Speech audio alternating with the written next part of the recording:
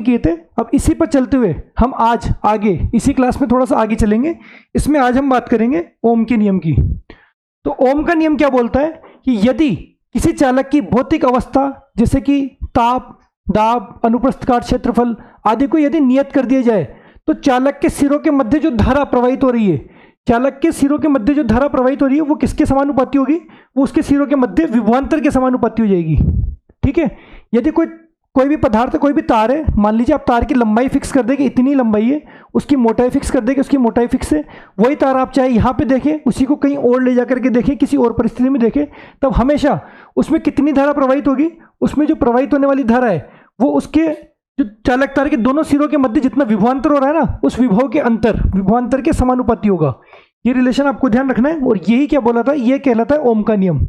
अब इस रिलेशन के अनुसार V समानुपाती I हो गया। अब समानुपाती का चिन्ह हटाने के लिए हमें कांस्टेंट लगाना होता है, एक नियतांक लगाना होता है। तो कांस्टेंट यहाँ पे क्या हुआ कि V को बराबर लाने के लिए, I के बराबर लाने के लिए आपको एक कांस्टेंट लगाना पड़ा, वो था R एक नियतांक था जिसका मान एक फिक्स होता है, फिक्स राशि से गुणा करके कि ये क्या हो जाता है? V बराबर IR।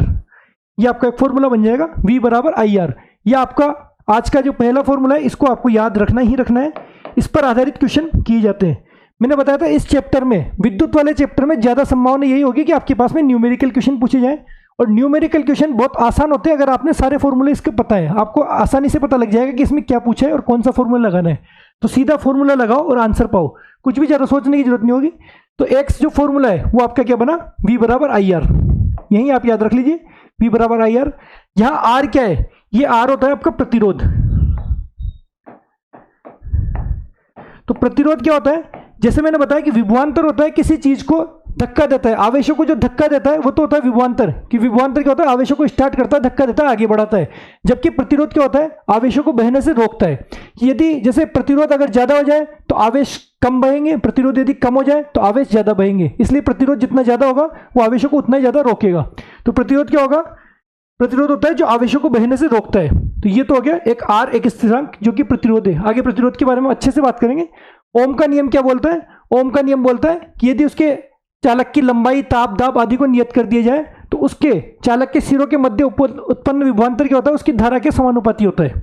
V बराबर IR। याद यही रखना है कि V बराबर IR। जैसे कि ओम के नियम पर जैसे कि V समानुपाती है I, तो V समानुपाती I है कि जैसे जितना ज्यादा विभवांतर बढ़ाएंगे उतनी ज्यादा धारा बढ़ती जाएगी। ये रिलेशन यही बोल रहा है, यदि V बढ़ेगा तो I भी बढ़ेगा, V कम होगा तो I भी कम होगा। इसलिए इन दोनों के मध्य जो ग्राफ आता है वो ग्राफ एक इस तरीके से रेखा आती है, ये आप देख लीजिए, ये V है और ये I है। इन दोनों के मध्य ये एक फिक्स लाइन आएगी इस तरीके से। तो ये ओम के नियम पर जो एक पूरा ग्राफ है। आगे हम देखेंगे कि इसमें प्रतिरोध हो गया। आगे ये देखेंगे कि प्रतिरोध होता क्या है। प्रतिरोध क्या होता है कि जब कोई आवेश बह रहे हैं तो उनको रोकने के लिए जो काम करता है वो प्रतिरोध का काम करता है।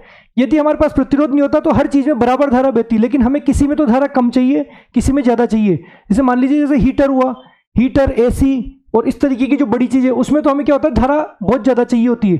तो बहुत ज़्यादा चाहिए होती है। और जबकि एक छोटे से बल्ब है, मान लीजिए इतना सा बल्ब है, या मोबाइल है, मोबाइल का चार्जर है, उसमें क्या होता है, हमें कम धारा चाहिए होती है। तो कम धारा कैसे लेकर के आए? जो घरों में जो लाइट आ रही है, घरों में लाइट आ रही है, वो तो 220 वोल्ट की होती है, 220 से 230 वोल्ट की होती है लगभग, उसका वोल्टेज होता है 220। अब हमें धारा कम चाहिए हो, जब 200, यहाँ तो सबके समान ही आ रही है, किसी में तो हमें ज़्यादा धारा चाहिए होती है, किसी में कम धारा चाहिए होती है। तो उसमें क्या होता है, उपकरणों में उनमें लगा हुआ होता है एक प्रतिरोध। प्रतिरोध का कल हमने एक सिंबल देखा था कि प्रतिरोध कैसे बनाते हैं, ये इस तरीके से हम प्रतिरोध को बनाते हैं। तो ये प्रतिरोध लगा हुआ होता है, और प्रतिरोध क्या करता है, धारा को बहने से रोकता है, आवेशों को बहने से रोकता है। अभी देख लीजिए यहाँ पे एक ये आवेश बह रहे हैं, आवेश के बीच में ये जैसे प्रतिरोध की तरह से यहाँ पे बन गया। अब ये प्रतिरोध जितना बड़ा होगा, जितना ज्यादा होगा, यहाँ आवेश को बहने से उतना ज्यादा उसके बीच में टक्कर करके उनको रोक देगा, यहाँ पे उतना ही कम इसमें से यहाँ पे बह पाएंगे आगे। तो प्रतिरोध क्या हो गया कि चालक का वह गुण जो आवेशों के प्रवाह का विरोध करे। सीधी सी बात, आपने समझ लिया इसको कि प्रवाह को जो रोक रहा है वो आपका प्रतिरोध हो गया। और ये किस कारण से होता है कि परमाणुओं की इलेक्ट्रॉनों की टक्कर के कारण, परमाणुओं की इलेक्ट्रॉन से टक्कर होती है, इस वजह से आवेश जो बहने से रुक जाते हैं। अब प्रतिरोध का भी एक मात्रक होता है, जैसे हमने देखा कि धारा का मात्रक एम्पियर हो गया, उसी तरीके से प्रतिरोध का जो मात्रक होता है वो होता है ओम। ये आपको याद रखना है, इसका आप सिंबल याद रख सकते हैं कि प्रतिरोध का सिंबल किस तरीके से होगा, इस तरीके से। ये आपका ओम, ओम का सिंबल है प्रतिरोध का मात्रक। सीधे से ये ध्यान रखना है, डायरेक्ट फैक्ट, प्रतिरोध का मात्रक क्या होता है, ओम। दूसरी बात कि प्रतिरोध की एक चीज बताई मैंने कि जितना कम हम प्रतिरोध लगाएंगे उतनी ही ज्यादा वहां से धारा बहेगी, और जितना ज्यादा प्रतिरोध लगाएंगे उतनी ही कम धारा बहेगी। जैसे कि हीटर हो गया, अब हीटर में हमें ज्यादा बिजली की जरूरत होती है कि हीटर ज्यादा वाट का होगा, ज्यादा वोल्टेज का होगा, तब जाकर के ज्यादा अच्छे से गर्म करेगा। फ्रिज हो गया, एसी हो गया, इस तरीके की चीजें जिसमें ज्यादा वोल्टेज की जरूरत होगी उसमें क्या होगा, प्रतिरोध बिल्कुल कम। और जब छोटी छोटी चीजें हम बता रहे हैं, जैसे कि चार्जर हो गया, अब चार्जर में क्या हो गया, प्रतिरोध ज्यादा लगाना पड़ेगा।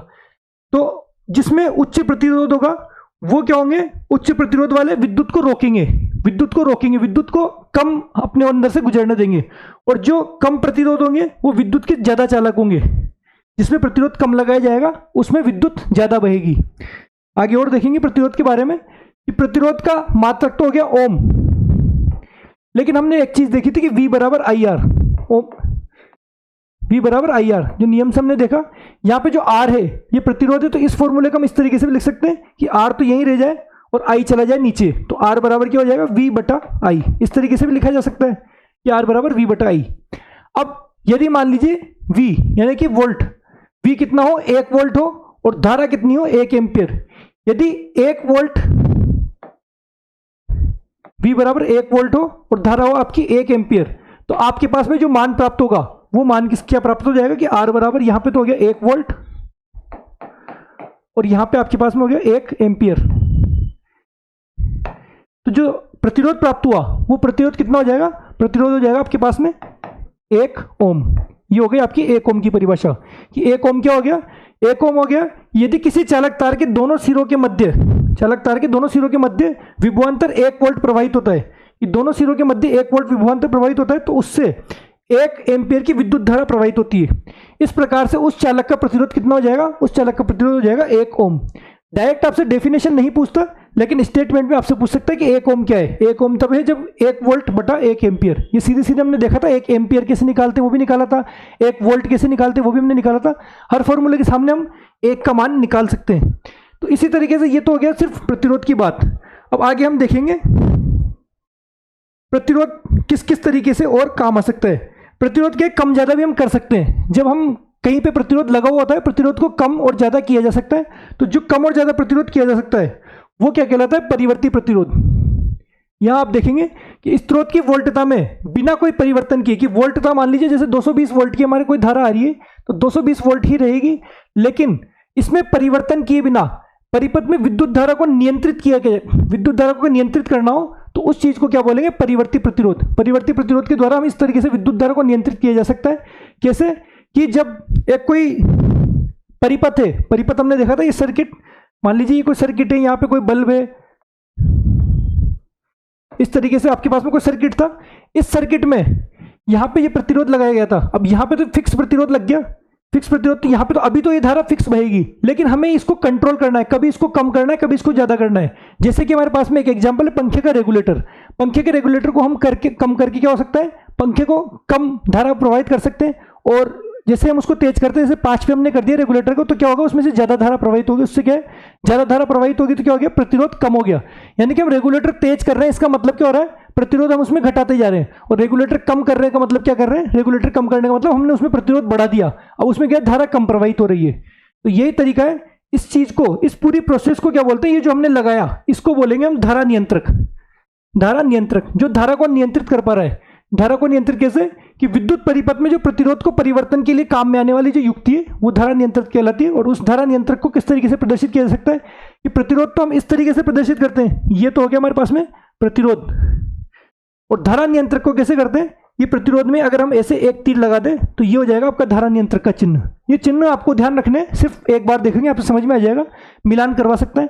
ये हो गया आपका धारा नियंत्रक।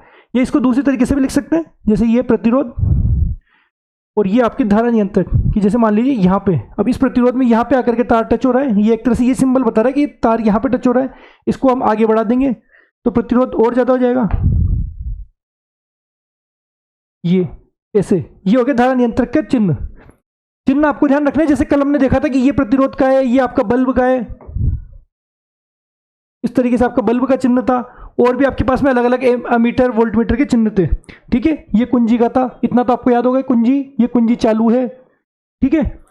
और ये आपका सेल का चिन्ह था, ये आपका बैटरी का था, ऐसे। तो ये आपका परिवर्ती प्रतिरोध ज्यादा इंपॉर्टेंट नहीं है, बस आपको ध्यान होना चाहिए कि होते क्या है। फिर आगे देखेंगे प्रतिरोध किन किन बातों पर निर्भर करता है। अब प्रतिरोध, ये देख लीजिए, ये प्रतिरोध है, प्रतिरोध किन किन बातों पर निर्भर करता है। तो एक तो चीज प्रतिरोध जो निर्भर करता है, ये आपको डायरेक्ट याद होना चाहिए, प्रतिरोध लंबाई पर निर्भर करता है।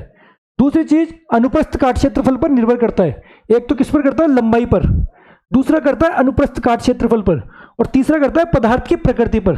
सीधे सीधे फैक्चुअल क्वेश्चन पूछा जा सकता है, आपसे पूछा जा सकता है प्रतिरोध इनमें से किस पर निर्भर नहीं करता, जैसे कि लंबाई पर, अनुप्रस्थ काट क्षेत्रफल, पदार्थ की प्रकृति पर, और चौथा कुछ और चीज दे देगा, तो वो आपको समझ में आ जाएगा कि लंबाई पर, अनुप्रस्थ काट क्षेत्रफल और पदार्थ की प्रकृति पर, तीन बातों पर ये प्रतिरोध निर्भर कर रहा है। वो कैसे कैसे कर रहा है, कि लंबाई जितनी ज्यादा होगी प्रतिरोध उतना ही बढ़ जाएगा। ये लंबाई की ये होता है समानुपाती। प्रतिरोध क्या होता है, ये मान लीजिए लंबाई एल है, तो एल के समानुपाती होता है प्रतिरोध। जितनी ज्यादा तार, जितना ज्यादा लंबा होगा प्रतिरोध उतना ही ज्यादा बढ़ता जाएगा। जैसे मान लीजिए एक तो इतना सा तार है, उसमें हम प्रतिरोध नापे, एक सेम तार हम कम से कम 2-4 किलोमीटर या 10-20 किलोमीटर लंबा ले लें, तो उसमें जब हम प्रतिरोध नापे तो उसमें प्रतिरोध ज्यादा आएगा, थोड़ा बहुत ज्यादा आएगा। तो ये हो गया एक तो लंबाई के समानुपाती। दूसरा अनुप्रस्थ काट क्षेत्रफल के व्युत्क्रमानुपाती। अब अनुप्रस्थ काट क्षेत्रफल क्या होता है, जैसे कि ये है, इसको अनुप्रस्थ यानी कि इस तरीके से हम यहां से काट दें, इसको काट दें तो जो इसकी गोलाई, मोटाई, ये वाला जो हिस्सा है, ये होता है अनुप्रस्थ काट क्षेत्रफल। एक तरह से इसको मान सकते हैं तार की मोटाई, जैसे कोई तार जा रहा है, वायर कितना मोटा है, वो उसका होता है अनुप्रस्थ काट क्षेत्रफल। तो अनुप्रस्थ काट क्षेत्रफल का क्या होता है, ये प्रतिरोध व्युत्क्रमानुपाती। प्रतिरोध क्या होता है, अनुप्रस्थ काट क्षेत्रफल का व्युत्क्रमानुपाती। ये इसका मतलब कि अनुप्रस्थ काट क्षेत्रफल जितना ज्यादा होगा, यानी कि तार की मोटाई जितनी ज्यादा होगी प्रतिरोध उतना ही कम होगा। मोटाई ज्यादा, प्रतिरोध कम, मोटाई कम। अगर पतला तार होगा तो उसमें प्रतिरोध ज्यादा होगा। आप ये देख लीजिए कि जो छोटे मोटे उपकरण होते हैं, छोटे मोटे उपकरणों के तार बिल्कुल पतले होते हैं, जैसे कि ईयरफोन भी होते हैं, वायर वाले जो ईयरफोन होते हैं उसके अंदर आपने कभी खोल के देखा होगा तो उसमें बिल्कुल बारीक बारीक तार होते हैं। चार्जर में थोड़े और मोटे होते हैं, बड़ा चार्जर तो मोटे होते हैं। जबकि कोई भारी चीज जा रही हो, मान लीजिए मोटर का तार जा रहा हो, कोई एसी का तार जा रहा हो, कोई वॉशिंग मशीन का तार जा रहा हो, तो वो काफ़ी मोटे होते हैं, क्योंकि उनको ज़्यादा धारा की जरूरत होती है। ज़्यादा धारा कब मिलेगी, जब प्रतिरोध कम होगा। और प्रतिरोध कम कब होगा, जब उसकी मोटाई ज़्यादा होगी, क्योंकि ये अनुप्रस्थ काट क्षेत्रफल के व्युत्क्रमानुपाती होता है कि अनुप्रस्थ काट क्षेत्रफल कम तो प्रतिरोध ज़्यादा, और अनुप्रस्थ काट क्षेत्रफल ज़्यादा यानी कि मोटाई ज़्यादा तो प्रतिरोध कम, ठीक है। और तीसरी चीज़ ये होती है पदार्थ की प्रकृति पर, कि पदार्थ किस चीज़ का बना हुआ है, उस पर भी ये चीज़ प्रतिरोध निर्भर करता है, ठीक है। ये जो रिलेशन थे तीनों, कि R समानुपाती R और R व्युत्क्रमानुपाती A, इनसे मिला करके हम एक संबंध निकाल सकते हैं कि R क्या होता है, R होता है L के तो समानुपाती, ये L के तो समानुपाती और A के व्युत्क्रमानुपाती। ये समझ लीजिए, R क्या होता है, L के तो समानुपाती और A के व्युत्क्रमानुपाती। तो इनको बराबर करने के लिए हम एक स्थिरांक से इसको गुणा करते हैं, और वो स्थिरांक क्या कहलाएगा, रो। तो यानी कि R बराबर रो, ये P है, इसको P को थोड़ा सा घुमा देंगे, ये इस तरीके से रो का चिन्ह होता है, ये P नहीं है, P को थोड़ा सा घुमा दिया, आप ये समझ लीजिए कि R बराबर रो।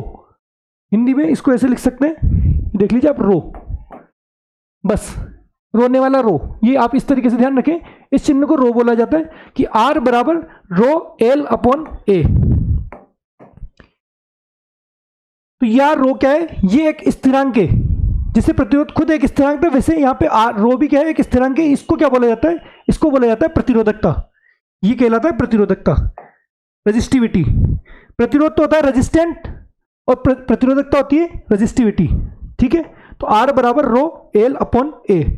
और आप यहाँ पे दोबारा देखिए, हमने क्या देखा कि प्रतिरोध R ये समानुपाती होता है L के, लंबाई के तो समानुपाती होता है, लंबाई ज्यादा तो प्रतिरोध ज्यादा, लंबाई कम तो प्रतिरोध कम। दूसरी बात है कि R जो कि व्युत्क्रमानुपाती होता है किसके, अनुप्रस्थ काट क्षेत्रफल के, कि अनुप्रस्थ काट क्षेत्रफल अगर ज्यादा है, यानी कि तार अगर मोटा है तो उसमें धारा ज्यादा बहेगी क्योंकि उसमें प्रतिरोध होगा कम, तार मोटा तो प्रतिरोध कम, तार पतला तो प्रतिरोध ज्यादा, अगर पतला वायर है तो उसमें से धारा कम बहेगी, ठीक है। इन दोनों से मिलाकर के हमने एक संबंध बनाया, वो क्या था, R समानुपाती L, तो L के तो समानुपाती और A के व्युत्क्रमानुपाती, और इसको एक स्थिरांक से गुणा किया और वो स्थिरांक क्या हो गया, R बराबर रो L अपॉन A। तो ये आपका आज का दूसरा फॉर्मूला हो गया, इसको याद रखना है कि R बराबर रो L अपॉन A। और पहला फॉर्मूला क्या था, पहला फॉर्मूला था आपका V बराबर IR, इसको भी याद रखना है, V बराबर IR ओम का नियम था। दूसरी चीज थी R बराबर रो L अपॉन A। इन दोनों फॉर्मूलों को आपको याद रखना है, इन पर आधारित हम क्वेश्चन भी करेंगे। तो क्वेश्चन ही इसमें ज्यादा इंपॉर्टेंट होते हैं। उससे पहले हम कुछ एक फैक्ट देख लेते हैं, जैसे ये हमने देखा,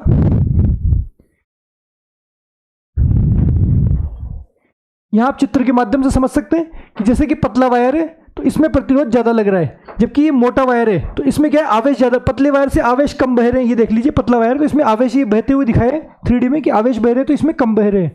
जबकि ये मोटा वायर है, मोटा वायर होगा तो आवेश इसमें ज्यादा बह पाएंगे, ठीक है। और देखेंगे आगे। अब कुछ इंपॉर्टेंट फैक्ट हैं। इंपॉर्टेंट फैक्ट जैसे प्रतिरोध पर आपके पास में डायरेक्ट क्वेश्चन पूछ लिया जाता है कि किसमें प्रतिरोध ज्यादा है, किसमें प्रतिरोध कम है। जैसे कि आपसे एक क्वेश्चन पूछा गया, मतलब क्वेश्चन के जैसे आप ये देखिए कि धातुओं और मिश्र धातुओं की प्रतिरोधकता अत्यंत कम होती है, धातुओं की और मिश्र धातुओं की प्रतिरोधकता कम होती है। ये आपको फैक्ट, डायरेक्ट फैक्ट याद रखना है, क्योंकि इन फैक्ट का यूज करके आपके पास में क्वेश्चन आएंगे। मैं आपको बताऊंगा कि अभी हाल फिलहाल में रीट का जो 3rd ग्रेड साइंस मैथ का एग्जाम हुआ है, उसमें भी इसी पर आधारित, इन फैक्ट्स के आधार पर ही क्वेश्चन पूछा गया, और वो कैसे पूछा गया भी दिखाऊंगा आखिरी में। कि धातु और मिश्र धातुओं की प्रतिरोधकता अत्यंत कम होती है, जिसका परिसर 10⁻⁻8 ओम मीटर से लेकर के 10⁻⁻6 ओम मीटर होता है। कितना, 10⁻⁻8 ओम मीटर से 10⁻⁻6 ओम मीटर। यहां बढ़ रहा है क्योंकि माइनस में जितनी बड़ी संख्या होती है वो संख्या उतनी ही छोटी होती है। यहां 10⁻⁻8 यानी कि ये छोटा है, और ये 10⁻⁻6 यानी कि ये बड़ा है। यहां से लेकर के यहां तक इतनी इसकी प्रतिरोधकता का मान होता है, इसका परिसर इतना होता है, ठीक है। ये किसकी, धातुओं और मिश्र धातुओं की। जबकि रबड़ और कांच के हो गए, ये एक तरह से विद्युत के कुचालक टाइप हो गए। ये तो क्या हो गए, धातु तो क्या हो गए, सुचालक। इसमें से तो धारा प्रवाहित होती है, कि रबड़ में आपके पास में धारा प्रवाहित नहीं होती, ये कुचालक हो गए। तो इनमें क्या हो गए, इनमें प्रतिरोधकता का मान लगभग कितना होता है, इनमें प्रतिरोधकता होती है 10⁻12 से लेकर के 10⁻17 तक। ये देख लीजिए आप, इसमें प्रतिरोधकता कितनी ज्यादा हो गई, यानी कि जितनी ज्यादा प्रतिरोधकता हो गई उतना ही उसमें कुचालकता का गुण आ गया, यानी कि उसमें धारा नहीं बहेगी। प्रतिरोधकता काफी ज्यादा है, इसका मतलब उसमें से धारा नहीं बह पा रही। इसमें प्रतिरोधकता बिल्कुल कम है, ये देख लीजिए 10⁻⁻8, इतनी कम प्रतिरोधकता है। इसलिए जो धातु, मिश्र धातु जैसे कि तांबा, सोना, चांदी, वायर, इनमें क्या होता है, इनमें करंट आता है, क्योंकि इसमें धारा का प्रभाव हो सकता है। और तार भी इसीलिए तांबे के, सोने, चांदी, इन्हीं के तार बनाए जाते हैं, ज्यादातर धातुओं के ही बनाए जाते हैं, ठीक है, क्योंकि उसमें धारा प्रवाहित होती है, क्योंकि उसमें प्रतिरोध बिल्कुल कम होता है। अब जितना देखो, तार अच्छा किसका बनेगा, तार वो वाला अच्छा बनेगा जिसमें प्रतिरोध सबसे कम हो। प्रतिरोध होने से क्या है, तार गर्म भी हो जाता है, टूट भी जाते हैं, कई बार आग भी लग जाती है। तो इसलिए हमें ऐसे वायर चूज करने पड़ते हैं जो काफी कम प्रतिरोध रखते हैं। अब काफी कम मतलब जैसे जो सबसे कम प्रतिरोध रखता है, हम तो उसी को चूज करेंगे। ये सबसे कम प्रतिरोध रखेगा तो हमारी सबसे ज्यादा, जितनी वहां से जैसे पावर प्लांट से जितनी बिजली भेजी गई उतनी बिजली हमारे घर तक पहुंच जाए। वैसे तो क्या थोड़ा बहुत हास होता है, लेकिन फिर भी कोशिश ये करते हैं कि ज्यादा से ज्यादा वहां पहुंच जाए, बीच में बिल्कुल भी हास नहीं हो। इसके लिए हमें क्या है, ज्यादा से ज्यादा अच्छी क्वालिटी का वायर। अच्छी क्वालिटी का वायर का मतलब क्या हो गया कि वो कौन सी धातु का बना हुआ है, कि उस धातु की प्रतिरोधकता से हम देखेंगे प्रतिरोधकता किस किस की कितनी होती है। तो इसके लिए हम देखेंगे आगे कि मिश्र धातु जो होते हैं ना, मिश्र धातु की प्रतिरोधकता उनकी जो अवयवी धातुओं से अधिक होती है, कि जिस जिस धातु से वो मिलकर के बनाए उनसे उसकी प्रतिरोधकता ज्यादा हो जाएगी। जैसे कोई दो धातु है, इसको और इसको मिलाकर के कोई एक दूसरी धातु बना दी गई, ठीक है, तो इसकी जितनी प्रतिरोधकता थी उससे ज्यादा ही होगी, इसकी, इस वाले की हमेशा ज्यादा ही होगी, ठीक है। इसलिए क्या होता है, यह उच्च ताप पर भी टूट नहीं पाते, उपचयन मतलब इसका ऑक्सीकरण नहीं होता। जब अगर टेम्परेचर ज्यादा आ जाए, जैसे गर्मियों के मौसम में कई बार तार टूट जाते हैं, आप ये देखते हैं फ्यूज उड़ गया, तो इस तरीके से वो क्यों होता है, क्योंकि ताप जब बढ़ जाए, ताप बढ़ने पर इनका उपचयन हो जाता है, यानी कि ऑक्सीकरण हो जाता है। तो यहां ये बोल रहे हैं कि मिश्र धातुओं का जल्दी से उपचयन नहीं होता है, यानी कि मिश्र धातु अच्छी चीज हो गई, एक तरह से ये मान लीजिए अब मिश्र धातु अच्छी चीज हो गई। फिर हम देखेंगे कि इनका उपयोग कहाँ किया जाता है, जैसे कि विद्युत इस्त्री, टोस्टर आदि चीजों में इनका उपयोग किया जाता है। अब आप यहाँ देखेंगे कुछ और मोर फैक्ट हैं जो आपके पास में जैसे बेसिक साइंस के लिए भी काफी जरूरी होते हैं, जो विद्युत धारा से जुड़े हुए फैक्ट है। वो क्या बोलते हैं कि विद्युत का जो बल्ब होता है, वो बल्ब में जो तंतु होते हैं, उस तंतु का निर्माण किससे किया जाता है, उस तंतु फिलामेंट, ये जैसे ये मान लीजिए ये बल्ब है, इस बल्ब के अंदर यहाँ पे कुछ इस तरीके से यहाँ पे अंदर होते हैं, बल्ब को आप गौर करके देखना, बल्ब के अंदर यहाँ पे जो ये तार बने हुए होते हैं, ये तंतु, ये फिलामेंट, ये टंगस्टन धातु के बने हुए होते हैं। किसके? टंगस्टन के। डायरेक्ट याद रखना है कि विद्युत बल्ब के जो फिलामेंट किसके बने हुए होते हैं, टंगस्टन धातु के। और इसका ऑक्सीकरण रोकने के लिए इस बल्ब में यहां पर गैस भरी हुई होती है, और वो कौन सी गैस भरी होती है, वो होती है नाइट्रोजन या ऑर्गन। नाइट्रोजन या ऑर्गन गैस होती है, क्योंकि ये अक्रिय गैसें होती है, और ये अक्रिय गैस क्या यहाँ पे क्रिया नहीं करती, और क्रिया नहीं करती तो इनका क्या होता है, ऑक्सीकरण नहीं होता। इस ऑक्सीकरण को रोकने के लिए इसमें जो गैस भरी जाती है वो होती है नाइट्रोजन या ऑर्गन। इस तरीके से इसमें गैस भरी हुई होती है विद्युत बल्ब में। विद्युत बल्ब का फिलामेंट किसका बना हुआ होता है, फिलामेंट होता है आपका टंगस्टन का, और उसके अंदर जो गैस भरी हुई होती है वो होती है आपकी नाइट्रोजन या ऑर्गन की, ठीक है। देखेंगे आगे। इसी तरीके से जो हीटर होता है, हीटर आपने यूं देखा होगा, ये मान लीजिए ये हीटर है, अब इसमें यहां पे इस तरीके से ये जो तार बना हुआ होता है, जो गर्म होता है, ये वाला जो तार होता है, ये गर्म होकर के लाल हो जाता है, इससे जो हीटर होता है, इस तरीके का हीटर देखा होगा आपने, जो गर्म होकर के तार लाल हो जाते हैं। तो ये जो तार बना हुआ होता है, ये किस मिश्र धातु का बना हुआ होता है, ये नाइक्रोम का। हीटर में किसका बना हुआ होता है, नाइक्रोम का। सीधे डायरेक्ट याद रखना है कि जो हीटर है, हीटर के अंदर जो गर्म करने पर जो लाल जो चीज वो तप रही है, जिससे वो चीज आपको गर्मी मिल पा रही है, वो किसका बना हुआ होता है, नाइक्रोम का। अभी नाइक्रोम का बना हुआ है तभी तो इतनी जल्दी पिघल नहीं रहा। नाइक्रोम एक मिश्र धातु है जो ताप बढ़ाने पर भी जल्दी से पिघल नहीं पा रही, तो इसलिए हीटर के अंदर नाइक्रोम का उपयोग किया जाता है। इसी तरीके से फ्यूज तार, फ्यूज तार किसका बना हुआ होता है, फ्यूज। आपने देखा होगा घरों में अगर परिपथ जैसे हाई वोल्टेज आ जाए अचानक से, तो उस टाइम हम बोलते हैं कि फ्यूज उड़ गया। फ्यूज उड़ गया का मतलब क्या होता है, वहां पे एक छोटा सा पतला सा तार लगा हुआ होता है, तो जैसे ही हाई वोल्टेज आएगा तो वो क्या होता है, टेम्परेचर पे, ज्यादा टेम्परेचर पे आकर के वो पिघल के टूट जाएगा। पिघल के टूट जाएगा तो धारा जो यहाँ से धारा आ रही थी और यहाँ से बीच में से वो तार टूट गया, तो आपके घरों में अंदर नहीं जा पाएगी धारा। तो बाहर से तो आ रही है, लेकिन जैसे वो फ्यूज का तार टूटा, फ्यूज का तार टूटने से आपके घर के अंदर जो भी विद्युत के उपकरण है वो सब बच जाएंगे, क्योंकि धारा वो यहीं रुक गई, आपके अंदर नहीं आई। मेन चीज का फ्यूज का काम क्या होता है कि जैसे अधिक हाई कम वोल्टेज हो जाती है, ज्यादा वोल्टेज आ जाने पर एकदम से वो तार टूट जाता है, और टूट के वो आपके घर की सुरक्षा करता है। यानी कि फ्यूज उड़ना अच्छी बात है कि अगर हाई वोल्टेज आ रही है और फ्यूज उड़ गया तो इसका मतलब आपके घर के उपकरण बच गए। फ्यूज नहीं उड़ पाए, मान लीजिए ऐसी चीज का तार बना दिया जो वो फ्यूज का तार टूटा ही नहीं, तो वो जो हाई वोल्टेज थी वो सीधे आकर के आपके जो भी उस टाइम उपकरण चालू थे, मान लीजिए फ्रिज चालू है, टीवी चालू है, तो वो आकर के उन सारे उपकरणों को खराब कर देगी। तो इसलिए फ्यूज तार किसका बनाया जाना चाहिए, फ्यूज तार एक मिश्र धातु का बनता है। हजारों बार क्वेश्चन पूछा जा चुका है कि फ्यूज तार किसका बनता है, और वो बनता है टिन प्लस लेड का, ठीक है। या इसको आप ये बोल सकते हैं, लेड को सीसा भी बोल सकते हैं। लेड को क्या बोलते हैं, सीसा। तो टिन और सीसा का, इसको याद रखना है तो आप इसको एक ट्रिक से याद रख सकते हैं, सीटी, सीटी जो बजाते हैं, सीटी। फ्यूज तार किसका बनता है, सीटी का। फ्यूज तार सीटी का, यानी कि सीसा और टिन, या टिन और लेड। लेड का ही नाम सीसा है, सीसा का ही नाम लेड है। तो इस मिश्र धातु का क्या बना होता है, फ्यूज तार। सीधे से यही क्वेश्चन पूछा जाता है कि फ्यूज तार किसका बना होता है, सीटी। और इसका काम क्या होता है कि जब हाई वोल्टेज आपके पास में घरों में आ जाए तो ये क्या प्रतिच्छेदन हो जाता है, इसका तार टूट जाता है बीच में से, और तार टूट जाने से क्या होता है, आपके घरों में जो हाई वोल्टेज से इनकी सुरक्षा करता है, घरों के उपकरणों की। अब ये क्वालिटी क्या होती है, फ्यूज तार कैसा होना चाहिए, फ्यूज तार ऐसा होना चाहिए जिसका गलनांक को कम, गलनांक मतलब मेल्टिंग पॉइंट,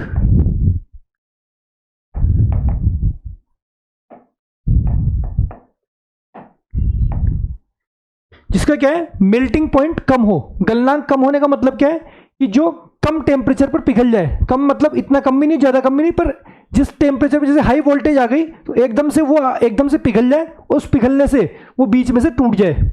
तो उसका क्या होना चाहिए, गलनांक होना चाहिए कम और प्रतिरोध होना चाहिए अधिक।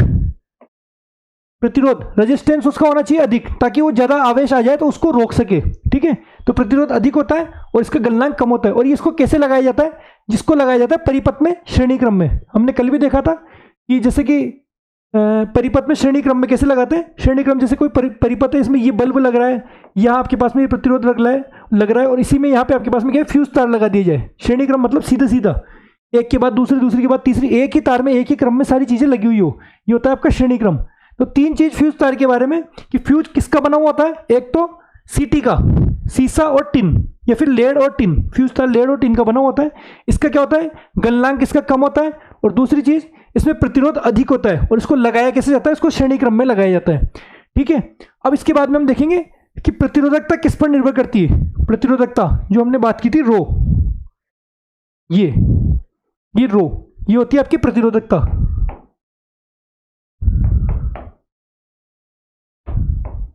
ठीक है, प्रतिरोधकता जो आपकी निर्भर करती है वो निर्भर करती है चालक की लंबाई और अनुप्रस्थ काट क्षेत्रफल पर। यह निर्भर नहीं करती, न तो लंबाई पर निर्भर करती, न ही अनुप्रस्थ काट क्षेत्रफल पर निर्भर करती। यह सिर्फ पदार्थ की प्रकृति पर निर्भर करती है। यह सिर्फ किस पर निर्भर करती है, पदार्थ की प्रकृति पर। ठीक है, पदार्थ की प्रकृति पर निर्भर करती है, वो है आपकी प्रतिरोधकता। जबकि प्रतिरोध रेजिस्टेंस वो किस किस चीज पर निर्भर करता है, वो पदार्थ की प्रकृति पर भी निर्भर करता है, वह लंबाई पर भी निर्भर करता है और वह अनुप्रस्थ काट क्षेत्रफल पर भी निर्भर करता है। कैसे कि लंबाई के तो होता है समानुपाती, कि जितनी लंबाई ज्यादा होगी उतना ही प्रतिरोध ज्यादा होगा, और मोटाई या अनुप्रस्थ काट क्षेत्रफल के व्युत्क्रमानुपाती, कि जितना मोटा तार होगा प्रतिरोध उतना ही कम होगा और जितना पतला तार होगा प्रतिरोध उतना ही ज्यादा होगा। ठीक है, यह एक अभिलाक्षणिक गुण है। अब इसमें हम देखेंगे कुछ धातुएं जिनका प्रतिरोध का क्रम, कि कुछ धातुओं का प्रतिरोध का क्रम हम देख लेते हैं। डायरेक्ट पूछ लिया जाता है किसका ज्यादा है किसका कम है। प्रतिरोध का क्रम कैसे, कि जैसे कि आप यहां देख लीजिए कि एल्यूमिनियम का प्रतिरोध कम है, एल्यूमिनियम का प्रतिरोध ज्यादा है।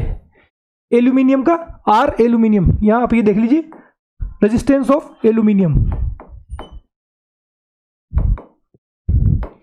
इसका प्रतिरोध ज्यादा। फिर इससे थोड़ा कम किसका है, इससे थोड़ा कम है तांबा। फिर इससे और कम किसका है, इससे और कम है चांदी का।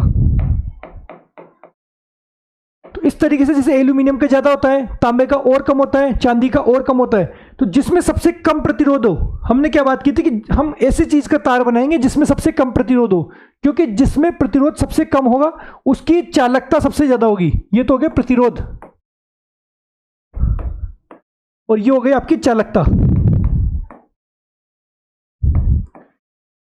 तो मतलब क्या है कि प्रतिरोध जिसका कम होगा चालकता उसकी ही ज्यादा होगी। प्रतिरोध सबसे कम किसका है, चांदी का, यानी कि चालकता सबसे ज्यादा चालकता किसकी हो गई, चांदी की। तो हमसे सीधे सीधे यही पूछ लिया जाता है कि सर्वाधिक चालक धातु कौन सी है, वो है हमारे पास में चांदी। तो सबसे ज्यादा चालक हो गई चांदी। फिर उससे कम चालक कौन सी हो गई, तांबा। उससे कम कौन सी हो गई, एल्यूमिनियम। तांबा या कॉपर भी बोलते हैं इसको, कॉपर इंग्लिश में। उससे कम चालक कौन सी हुई, उससे कम चालक हुई एल्यूमिनियम। उससे और कम देखें, उससे और कम हो गए टंगस्टन।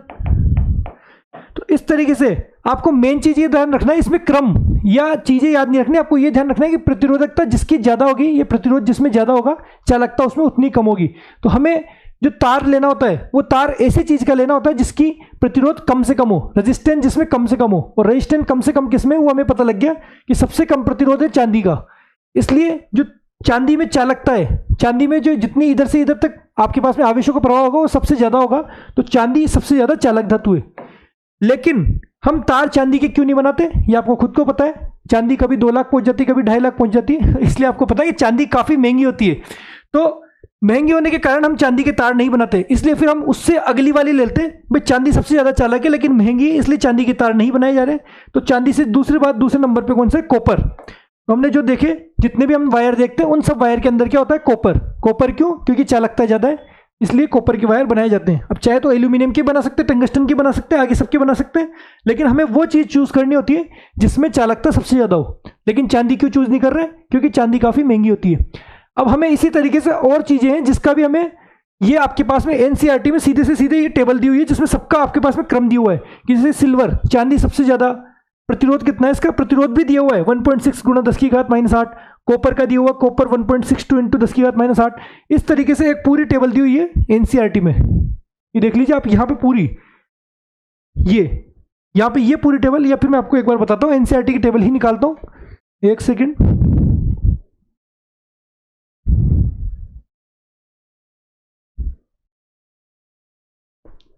ये आपका एनसीईआरटी का पेज है पूरा।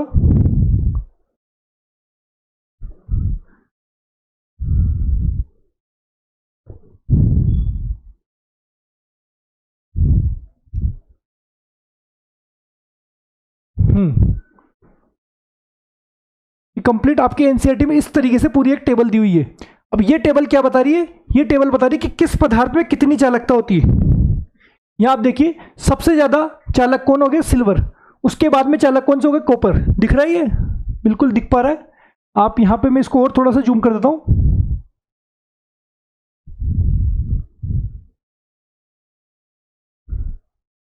ये ठीक है, और इसको भी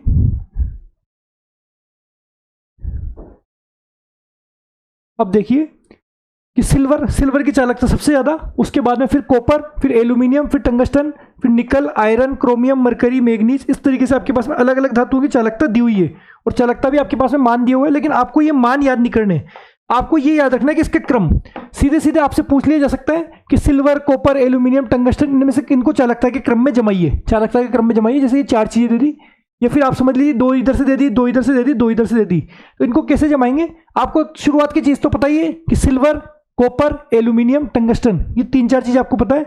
उसके बाद में इनसे थोड़ी कम चालकता वो किसकी होती है? सर्वाधिक चालकता होती है धातुएं। यहां आप देखिए कि धातुएं सर्वाधिक चालक होती है। ये जितनी भी हम देख रहे हैं ऊपर, ये सब धातुएं हैं। उससे कम कोई चालक होती है तो वो होती है आपकी मिश्र धातु। फिर होती है यहां पे मिश्र धातु। मिश्र धातु और कम चालक होती है। फिर उससे कम चालक जो दे रखी है, ये सब आपकी क्या है? कुचालक वस्तु है। जैसे कि कांच के बाद में एबोनाइट के बाद में कागज और रबड़, ये भी आपके नीचे दिए हुए होंगे। हाँ, कांच, एबोनाइट, डायमंड, कागज, इस तरीके की जो चीजें, ये विद्युत रोधी चीजें, यानी कि ये सबसे कम चालकता प्रदर्शित करेंगे, यानी कि इनका प्रतिरोध सबसे ज्यादा होगा। आपसे चाहे प्रतिरोध का क्रम पूछ ले या चालकता का क्रम पूछ ले, आरोही क्रम पूछ ले या अवरोही क्रम पूछ ले, आपको इसी टेबल से वो सब समझ में आ जाएगा। आरोही तो क्या होगा? बढ़ते हुए, कि सबसे पहले कम वाला लेंगे, फिर ज्यादा, फिर ज्यादा, फिर ज्यादा।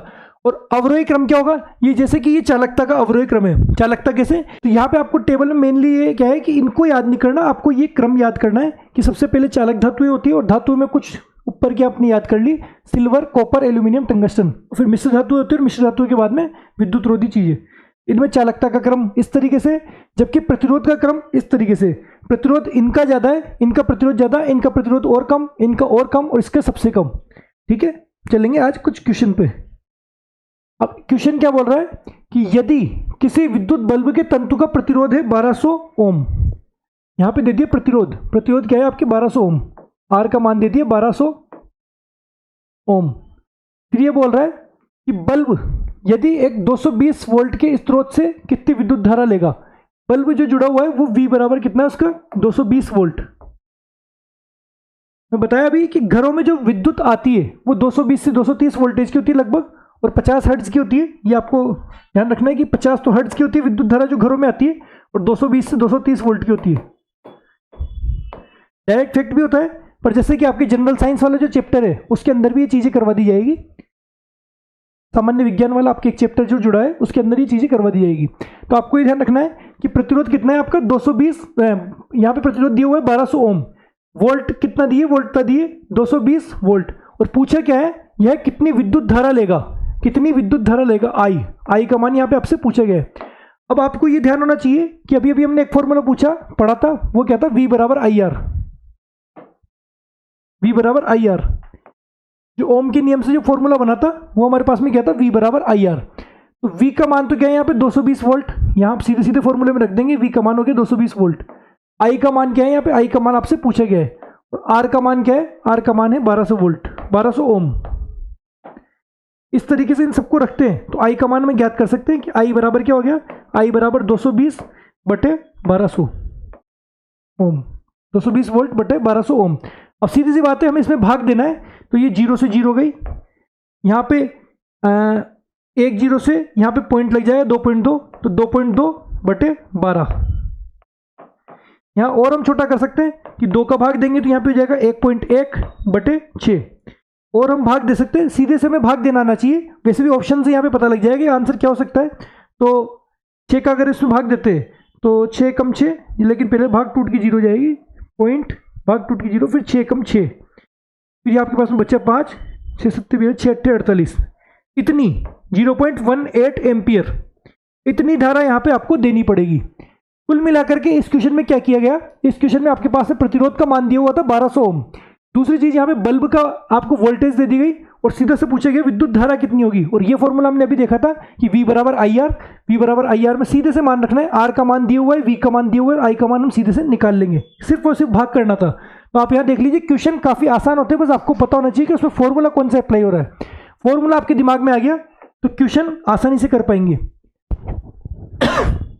इसी तरीके से यहाँ एक और क्वेश्चन देखिए कि एक विद्युत हीटर, इसकी कुंडली का प्रतिरोध आपको दिया हुआ है 100 ओम, प्रतिरोध दिया हुआ है 100 ओम, उसमें विद्युत हीटर में वोल्टेज कितना है 220 वोल्ट, तो वह स्रोत से कितनी धारा लेगा। सेम टाइप का क्वेश्चन है, यहाँ पे आपको दे दिया प्रतिरोध दे दिया आर बराबर दे दिया 100 ओम, V बराबर दे दिया आपके पास में 220 वोल्ट, और वही आपके पास में आई का मान पूछा गया है, और वही सेम फॉर्मूला आपको काम में लेना है, और वो फॉर्मूला क्या है, V बराबर आई आर।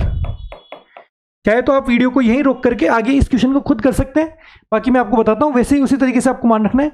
तो V बराबर आई आर होता है, यानी कि आई का मान आपसे पूछे तो आई का मान हो गया V बटे आर, आई का मान क्या हो गया V बटे आर, और सीधे से हम इसमें मान रख देंगे, V का मान तो हो गया 220 और आर का मान हो गया 100, यहाँ पे 1 0 से गई 1 0, और 22 बटा 10 1 पॉइंट लग जाएगी 2.2 एम्पियर।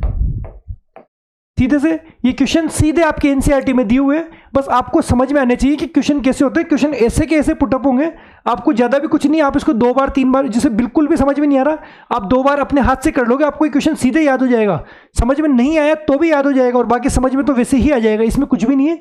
आपने सीधा फॉर्मूला लगाया और आंसर पाया।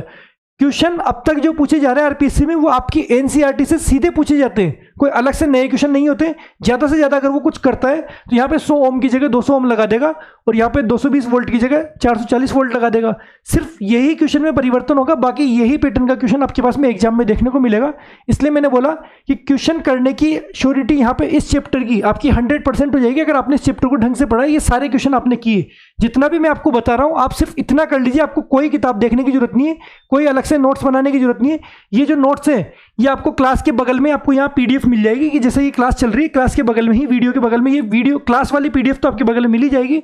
और चैप्टर वाइज जो पीडीएफ है, जैसे विद्युत का चैप्टर आपका पूरा हो जाएगा, मान लीजिए 3 क्लास या 4 क्लास में पूरा होता है, तो जैसे ही 4थी क्लास पूरी होगी, पूरी होते आपके पास में पीडीएफ निकल जाएगी, जिसको आप प्रिंट करवा सकते हैं। प्रिंट करवा करके आप उसको एक बुक की तरह, बुकलेट की तरह आप उसको रख सकते हैं, तो वो टॉपिक वाइज चैप्टर वाइज आपको वो वाली पीडीएफ भी मिलती जाएगी। ठीक है, चलेंगे नेक्स्ट आगे देखें कि एक और क्वेश्चन दिया हुआ है, यदि एक विद्युत हीटर विद्युत स्रोत से 4 एम्पियर की विद्युत धारा लेता है, विद्युत धारा कितनी ले रहा है, सीधे समय दिया हुआ है कि 4 एम्पियर की विद्युत धारा ले रहा है। फिर ये बोल रहा है यदि उसके टर्मिनलों के बीच 60 वोल्ट का विभवांतर है, विभवांतर कितना है उसके टर्मिनलों के बीच, V बराबर है आपके पास में 60 वोल्ट। तो ये पूछ रहा है कि उस विद्युत हीटर की विद्युत धारा, तो उस समय विद्युत हीटर कितनी विद्युत धारा लेगा जब विभवांतर को 120 वोल्ट तक बढ़ा दिया जाए। अब एक तो चीज इसने ये दे दी, यहां पे आपको क्या नहीं दिया, प्रतिरोध यहां पे नहीं दिया। दूसरी चीज इसने क्या बोल दी, दूसरी चीज इसने बोल दी कि अब यदि अगर विभवांतर को बढ़ा करके 120 वोल्ट कर दिया जाए, इसको बढ़ा करके 120 वोल्ट कर दिया जाए, तब वह कितनी धारा लेगा, तब वह कितनी धारा लेगा। तो ये चीज तो हो गई आपके सेकंड क्वेश्चन। पहले तो आपको सबसे पहले चीज ये पता होनी चाहिए कि आर प्रतिरोध क्या है। अब यहाँ पे थोड़ा सा इसने क्वेश्चन को लंबा कर दिया, पर आप इसको आसानी से कर पाएंगे। आपको क्या पता लग गया कि आई का मान दिया हुआ है, वी का मान दिया हुआ है, और पूछा गया सबसे पहले तो आर निकालना है, प्रतिरोध क्या है। प्रतिरोध निकालने के लिए वही V बराबर आई आर, V बराबर आई आर होता है। आर का मान आपको निकालना है, आर का मान निकालने के लिए आप क्या करेंगे, V बटा आई, आई नीचे चला जाएगा, V बटा आई कैसे हो जाएगा, V का मान है 60 वोल्ट और आई का मान क्या है 4 एम्पियर, 60 वोल्ट बटा 4 एम्पियर, तो ये आप भाग देंगे तो 4 का भाग 60 में गया 15 बार, तो 15 ओम। ये तो हो गया आपके पास में आर का मान। अब आर आपके पास में आ गया 15 ओम है। अब यहाँ देखिए आर यहाँ पे दिए हुए 15 ओम है, वोल्टता यहाँ पे दी हुई है आपको 120 वोल्ट बढ़ा दी जाए। अब यहाँ पे एक नया क्वेश्चन बन गया, और वो क्वेश्चन क्या बोलता है कि यदि आर का मान 15 वोल्ट 15 ओम है, जो कि हमने क्वेश्चन से निकाला, पहले वाले फैक्ट से हमने ये चीज़ निकाली। दूसरी चीज़ क्या बोल रहा है कि विभवांतर अब 120 वोल्ट बढ़ा दिया जाए, यानी कि V का मान 120 कर दिया जाए। तो ये पूछा गया है तो धारा कितनी हो जाएगी, कि धारा कितनी हो जाएगी, ये धारा कितनी हो जाएगी, ये चीज़ आपसे पूछी गई है। तो वैसे ही वही फॉर्मूला आपको लगाना है, वही फॉर्मूला लगा करके आप इसका मान दोबारा निकाल सकते हैं। V बराबर आई आर होता है, इसलिए I बराबर क्या हो गया, I बराबर V बटे आर। वही इससे I का मान रखना है तो V बटे आर, जिस तरीके से आपको निकालना है उसमें से आप रख देंगे मान। I का मान क्या, V का मान तो है आपके पास में 120 और R का मान है यहाँ पे 15 ओम। ठीक है, तो I बराबर क्या हो गया, 15 अट्ठे 120, 8 एम्पियर। बस सीधी सी चीज़ है, कोई ज़्यादा दिमाग लगाने की जरूरत नहीं है, सिर्फ हमने गुणा या भाग ये दो ही चीज़ कर रहे हैं। बस आपको ये पता होना चाहिए कि क्वेश्चन क्या बोल रहा है और क्वेश्चन में पूछा क्या है। क्वेश्चन देखते ही आपके दिमाग में आ जाना चाहिए कि फॉर्मूला कौन सा लग रहा है। और फॉर्मूला हमने ज़्यादा कोई फॉर्मूला नहीं पढ़े, आज हमने सिर्फ 2 फॉर्मूले पढ़े, V बराबर आई आर, दूसरा हमने एक प्रतिरोध और प्रतिरोधकता का संबंध पढ़ा, प्रतिरोध R बराबर रो एल अपॉन ए। ये 2 ही फॉर्मूले हमने आज देखे थे, बाकी 3 फॉर्मूले हमने कल भी देखे थे। ये देखिए आप, एक और क्वेश्चन है, यदि किसी पदार्थ की लंबाई 1 है, 1 नहीं यहाँ पे L, यदि किसी L लंबाई तथा A मोटाई के तार का प्रतिरोध 4 ओम है, यदि इसी पदार्थ को अन्य तार का प्रतिरोध क्या होगा जिसकी लंबाई L/2 तथा मोटाई 2a हो। अब ये कुल मिलाकर सिर्फ और सिर्फ संबंध बनवा रहा है क्या, लंबाई। इसने बोला कि लंबाई कितनी है, लंबाई है आपके पास में L। दूसरी चीज बोल रहा है कि मोटाई कितनी है, 1 a, मोटाई है यहाँ पे a लंबाई और a मोटाई है। तो आपसे क्या पूछा गया है, आपसे पूछा गया है इसका प्रतिरोध बताया गया 4 ओम है। प्रतिरोध यानी कि R का मान क्या दे दिया गया, 4 ओम। तो हमें एक संबंध पता था, प्रतिरोध का संबंध क्या था कि R बराबर रो L अपॉन A, ये संबंध था। यहाँ पे लंबाई इसने बोली L है, मोटाई इसने बोली A है, तो रो तो एक नियतांक होता ही है, और R का मान यहाँ पे दिए हुए आपको 4 ओम, यानी कि इसका मान, इस पूरे का मान रो L अपॉन A, इस पूरे का मान आपके पास में क्या होता है, R। तो इस R का मान क्या दिया हुआ है, 4 ओम। ये तो आपके पास में इस क्वेश्चन में दिया हुआ है। अभी तक तो हमने कुछ भी नहीं किया, क्वेश्चन में सीधे सीधे दिया हुआ है। आगे ये पूछ रहा है कि यदि एक और अन्य तार जिसका प्रतिरोध क्या होगा यदि उसकी लंबाई तो हो जाए,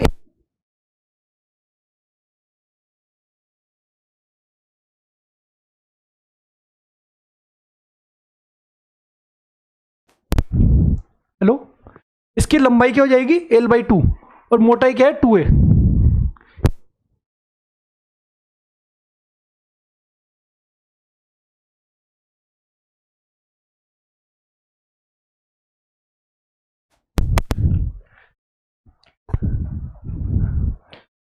जी, अब ये बोल रहा है कि एक और तार जिसकी लंबाई तो क्या है, L/2।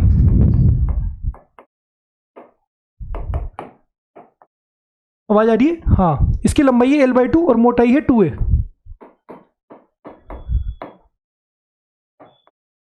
तब पूछ रहा है आपका इसका प्रतिरोध क्या होगा। तो वही जो फॉर्मूला है R बराबर रो L अपॉन A, इस फॉर्मूले में हम इसको मान को रख देंगे, ये हमारा फॉर्मूला होता है। ठीक है, इस फॉर्मूले में R बराबर रो L की जगह क्या रखा हमने, L की जगह रखा L/2 और A की जगह क्या रखा, मोटाई कितनी है, 2a। ये सिर्फ एक संबंध पर आधारित क्वेश्चन है, कोई ज्यादा कुछ भी नहीं करना, सिर्फ जो जो दिया हुआ है उसका मान आपको रखना है। ज्यादा दिमाग लगाओगे तो आप इसमें उलझ के रह जाओगे। सिर्फ आपको जो दिया हुआ है लंबाई L/2 और मोटाई 2a रखने पर आपके पास में क्या होगा। ऐसे क्वेश्चन आपके पास मैथ्स में भी खूब आते हैं। तो यहाँ पे आपको सिर्फ सोल्व कर लेना है कि R बराबर रो L/2, ये 2 और नीचे चला जाएगा तो L/4a। ये इसको हम ऐसे भी लिख सकते हैं कि R बराबर 1/4 को हम बाहर निकाल लें कि 1/4 रो L अपॉन A। अब हमें पता है कि रो L अपॉन A, इसका मान हमें क्वेश्चन में दिया हुआ था, वो क्या था, रो L अपॉन A का मान था आपके पास में 4 ओम। तो रो L अपॉन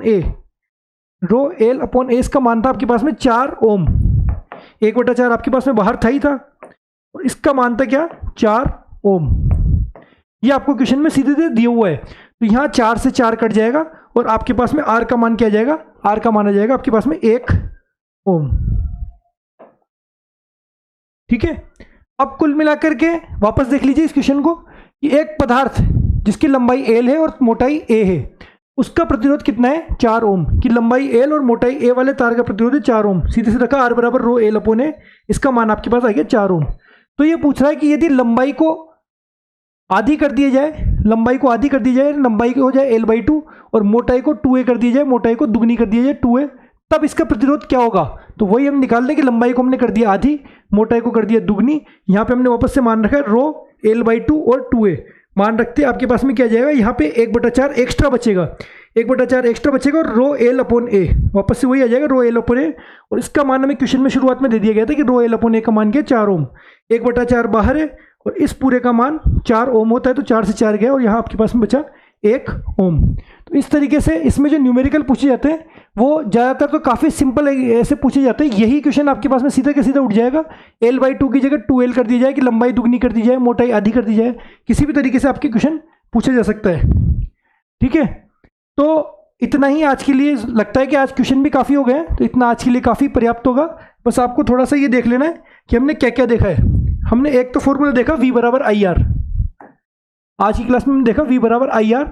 यहाँ पे R क्या होता है, प्रतिरोध, प्रतिरोध का मात्रक क्या होता है, ओम। ठीक है, दूसरा फॉर्मूला हमने देखा वो था R, R का फॉर्मूला था R बराबर रो एल अपॉन ए। ठीक है, रो एल अपॉन ए, ये क्या था, रो का मान था, रो मतलब था प्रतिरोधकता, और प्रतिरोधकता क्या थी, रेजिस्टिविटी, ये तो था रेजिस्टेंस। आर तो क्या है, प्रतिरोध। ठीक है, आर तो है प्रतिरोध और रो क्या है, प्रतिरोधकता। प्रतिरोध किन किन चीज पर निर्भर करता है, प्रतिरोध निर्भर करता है एक तो लंबाई पर, लंबाई के तो क्या होता है, समानुपाती। दूसरी चीज मोटाई की क्या होता है, व्युत्क्रमानुपाती, 1 मोटाई, मोटाई के व्युत्क्रमानुपाती। और किसके निर्भर करता है, पदार्थ की प्रकृति पर, और निर्भर करता है पदार्थ की प्रकृति पर।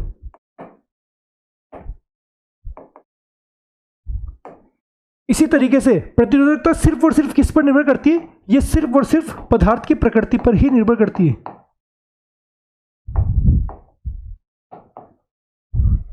ठीक है, ये हो गई प्रतिरोधकता। अब जैसे कि R का मात्रक क्या होता है, ओम, वैसे ही हमने देखा धारा का मात्रक क्या होता है, धारा का मात्रक होता है एम्पियर। आवेश का मात्रक क्या होता है, आवेश का मात्रक होता है कूलाम। विभवांतर का मात्रक क्या होता है, वोल्ट। एक प्रतिरोधकता भी होती है, इसका भी मात्रक आप ध्यान रखिएगा, प्रतिरोधकता का होता है ओम मीटर, ओम इंटू मीटर, ओम मीटर। ओम तो किसका होता है, प्रतिरोध का, और प्रतिरोधकता का क्या होता है, ओम मीटर, ओम मीटर। इस तरीके से भी आपको ध्यान रखना है। और दूसरी चीज, कुछ फॉर्मूले हमने देखे थे। फॉर्मूला एक तो हमने देखा, वो क्या था, एक तो था हमारे पास में Q बराबर NE। ठीक है, दूसरा था Q बराबर इट, क्यूनी क्यू इट, क्विट। ठीक है, क्यूनी और क्यू इट, दो फॉर्मूले हमने आज देख ली, V बराबर IR और R बराबर रो एल अपॉन ए। एक और फॉर्मूला था जो हमने कल देखा था, वो क्या था, V बराबर W अपॉन क्यू, V बराबर W अपॉन क्यू। W यहां पे क्या है, कार्य, और Q क्या है यहाँ पे, आवेश। तो अब तक 2 दिन की क्लास में जितना भी हमने देखा है, उसमें से जो मेन सार जो है वो आपका यही है कि आपके ये फॉर्मूले याद होने चाहिए। एक तो आपको होना चाहिए क्यूनी, एक तो ये क्यूनी, एक होना चाहिए क्यू इट, एक होना चाहिए V बराबर W अपॉन क्यू, एक होना चाहिए V बराबर IR, और एक हो गया आपके पास में R रो एल अपॉन ए। ये 5 फॉर्मूले अगर अब तक आपको याद है तो आप समझ लीजिए यहाँ पे आपके आधे से ज्यादा चैप्टर हो चुका है। आप ये देख रहे होंगे कि किस तरीके से ये चैप्टर इजी होता जा रहा है। अगर आप इसको हैंड टू हैंड क्लास को याद करते हुए चलेंगे, पढ़ते हुए चलेंगे, तो आगे के अगर क्वेश्चन आएंगे तो वो करना आपके लिए काफ़ी आसान हो जाएगा। कल की क्लास में आप इतना तो कम से कम पढ़ के आइएगा, आपके जो भी फॉर्मूले ये तो आपको याद होने ही होने चाहिए, बाकी चीज़ें धीरे धीरे आपको याद हो जाएगी। फैक्ट आपको वहाँ पे उलझाने के लिए थोड़ा सा बदल सकते हैं, बाकी के फॉर्मूले पे आधारित क्वेश्चन सेम टू सेम यही रहेंगे। जितने भी क्वेश्चन हम यहाँ पे क्लास में कर रहे हैं, एग्जाम में आपको सेम टू सेम ही क्वेश्चन देखने को मिलेंगे। ज़्यादा से ज़्यादा कोई संख्या छोटी बड़ी आपके पास में बदल दी जाएगी, बाकी हो सकता है एज इट इज़ यहाँ पे आपके क्वेश्चन पूछ लिए जाए, ठीक है। इससे बाहर आपके पास में एक भी क्वेश्चन नहीं जाएगा। ये क्लास इतनी ही आपके लिए आप पर्याप्त है। तो बाकी आपको इसकी पीडीएफ मिल जाएगी, लास्ट क्लास के दिन आपको कंप्लीट पीडीएफ भी मिल जाएगी। और इसी तरीके से हम मिलते हैं नेक्स्ट क्लास में, जहां हम पढ़ेंगे प्रतिरोधों का संयोजन, श्रेणी क्रम संयोजन क्या होता है, समांतर क्रम क्या होता है, फिर हम देखेंगे विद्युत शक्ति क्या होती है, शक्ति भी हम पढ़ेंगे आगे। तो विद्युत की अभी 2 क्लास कम से कम और आनी बाकी है, और कई इसमें क्वेश्चन भी हम करेंगे। तो मिलते हैं नेक्स्ट क्लास में। जय हिंद, धन्यवाद।